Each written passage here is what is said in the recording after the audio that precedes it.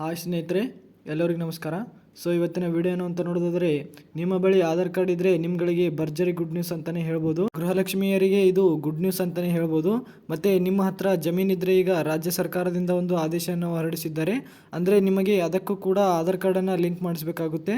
So ಎಲ್ಲವನ್ನ ಈ ಒಂದು ವಿಡಿಯೋದಲ್ಲಿ ಸಂಪೂರ್ಣವಾಗಿ ಮಾಹಿತಿಯನ್ನು ತಿಳಿಸ್ಕೊಡ್ತೇನೆ. ಈ ಒಂದು ಮಾಹಿತಿ ಸಂಪೂರ್ಣವಾಗಿ ತಿಳಿಬೇಕಂದ್ರೆ ನೀವೇನು ಮಾಡ್ಬೇಕಂತ ಕೇಳೋದಾದರೆ, ಪ್ರತಿನಿತ್ಯ ಹೇಳುವಾಗಿ ಈ ಒಂದು ವಿಡಿಯೋನ ಯಾರು ಮಧ್ಯದಲ್ಲಿ ಓಡಿಸಿ ನೋಡಬೇಡಿ.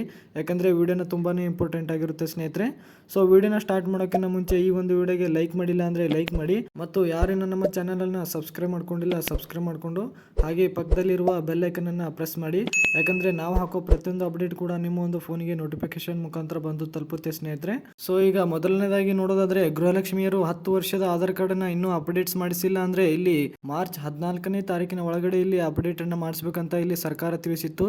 ಆದರೆ ಈಗ ಮತ್ತೊಂದು ಗುಡ್ ನ್ಯೂಸ್ ಅಂತಾನೆ ಹೇಳ್ಬೋದು. ಯಾಕಂದ್ರೆ ಜೂನ್ 14ನೇ ತಾರೀಕಿನವರೆಗೂ ಕೂಡ ಇನ್ನೂ ಮುಂದೂಡಲಾಗಿದೆ ಅಂತ ಇಲ್ಲಿ ಮಾಹಿತಿಯನ್ನು ಕೊಟ್ಟಿರ್ತಕ್ಕಂಥದ್ದು.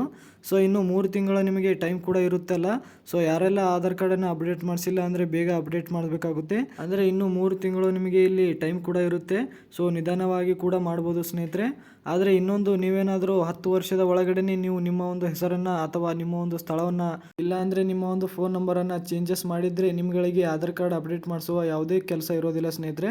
ಸೊ 10 ವರ್ಷದಿಂದ ಯಾವುದೇ ರೀತಿಯಲ್ಲಿ ಇಲ್ಲಿ ಚೇಂಜಸ್ ಮಾಡಿಸಿಲ್ಲ ಅಂದರೆ ನೀವುಗಳು ಖಂಡಿತವಾಗಿ ಮಾಡಿಸಬೇಕಾಗುತ್ತೆ ಸ್ನೇಹಿತರೆ. ಸೊ ಮೊದಲನೇದಾಗಿ ಇಲ್ಲಿ ಗೃಹಲಕ್ಷ್ಮಿಯರು ಮಾಡಿಸಬೇಕಾಗುತ್ತೆ.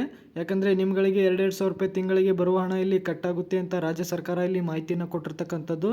ಸೊ ಇದಾದ ಮೇಲೆ ಯಾರಿಗೆಲ್ಲ ಜಮೀನು ಇದೆಯೋ ಅವರು ಪಹಣಿ ಇರುತ್ತಲ್ಲ, ಸೊ ಆ ಒಂದು ಪಹಣಿಗೆ ನಿಮ್ಮ ಒಂದು ಆಧಾರ್ ಕಾರ್ಡನ್ನು ಲಿಂಕನ್ನು ಮಾಡಿಸ್ಬೇಕಾಗುತ್ತೆ. ಹೌದು ಸ್ನೇಹಿತರೆ, ಈ ಒಂದು ಮಾಹಿತಿ ಕೂಡ ರಾಜ್ಯ ಸರ್ಕಾರದಿಂದ ಬಂದಿರತಕ್ಕಂಥದ್ದು. ಸೊ ಇದು ಎಲ್ಲರೂ ಕಡ್ಡಾಯವಾಗಿ ಮಾಡಿಸಲೇಬೇಕು.